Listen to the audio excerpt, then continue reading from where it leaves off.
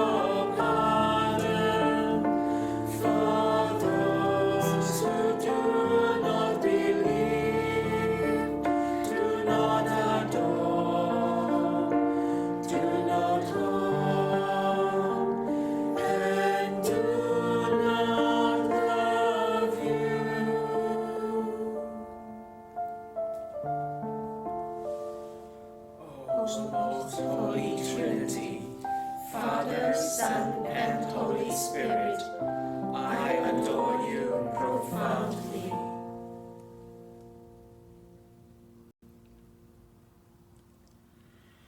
I offer you the most precious body, blood, soul, and divinity of Jesus Christ, present in all the tabernacles of the world, in reparation for the outrages, sacrilegious, and indifferences by which he is offended, by the infinite merits of the Sacred Heart of Jesus and the Immaculate Heart of Mary, I beg for the conversion of poor sinners.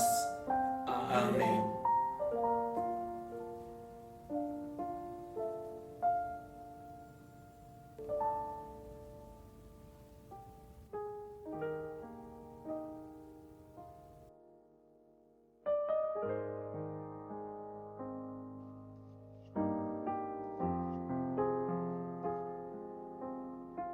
Day 8.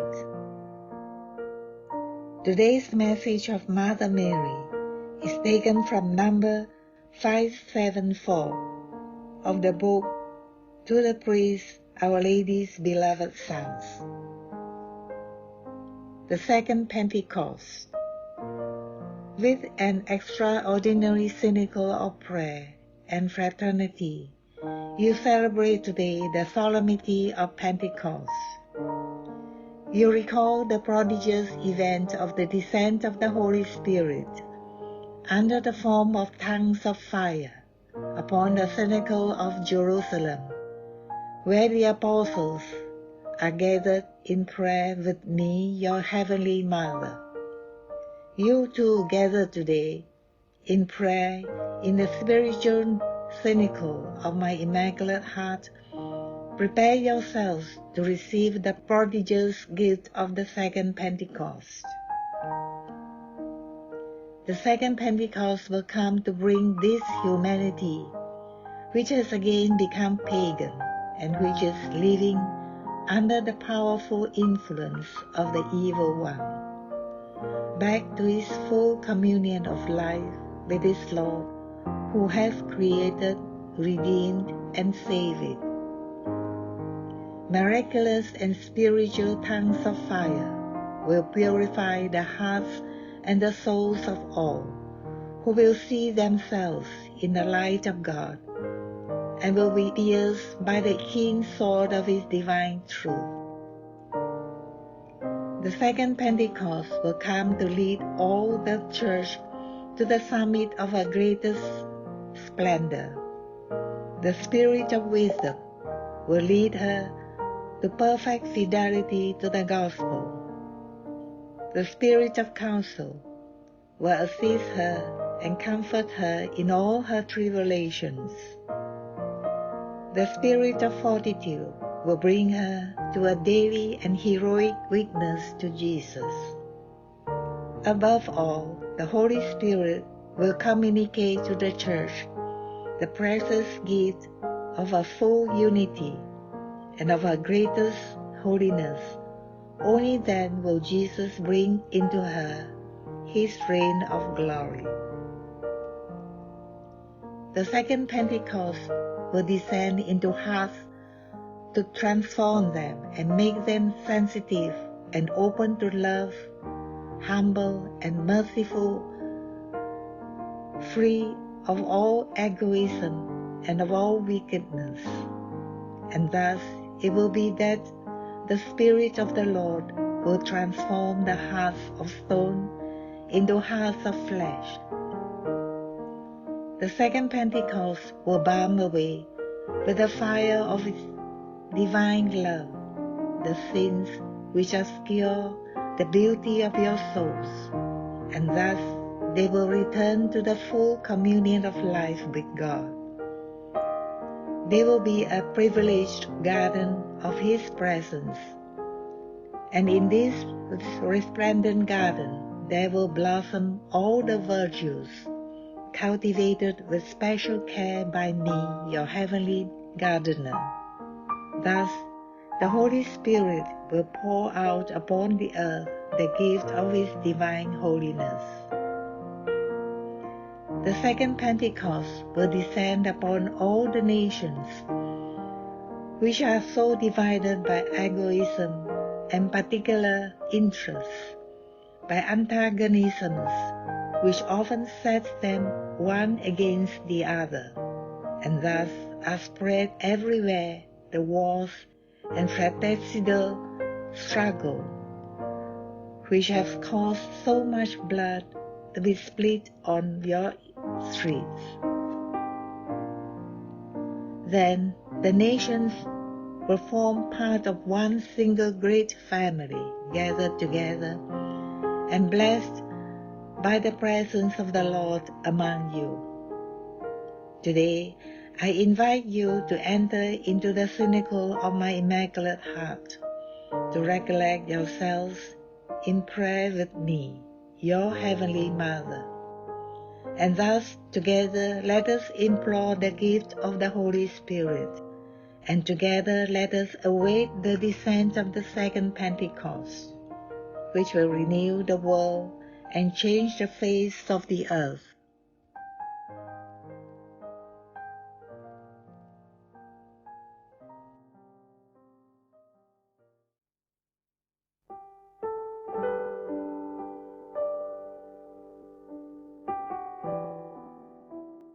Virgin of Fatima, Mother of mercy, Queen of heaven and earth, refuge of sinners, we who belong to the Marian movement of priests consecrate ourselves in a very special way to your Immaculate Heart. By this act of consecration, we intend to live with you and through you all the obligations assured by our baptismal consecration. We further pledge to bring about in ourselves that interior conversion so urgently demanded by the Gospel, a conversion that will free us of every attachment to ourselves and to easy compromises with the world, so that, like you, we may be available only to do always the will of the Father. And as we resolve to entrust to you O Mother most sweet and merciful, our life and vocation as Christians, that you may dispose of it according to your designs of salvation, in this hour of decision that weighs upon the world.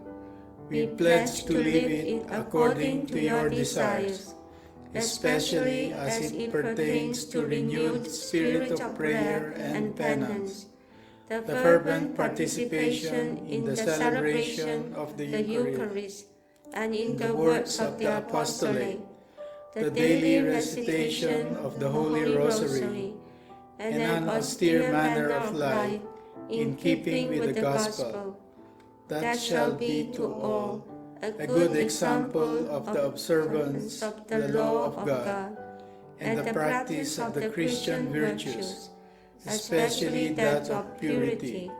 We further promise you to be united with the Holy Father, with the hierarchy, and with the priests, in order thus to set up a barrier to the growing confrontation direct against the magisterium that threatens the very foundation of the Church.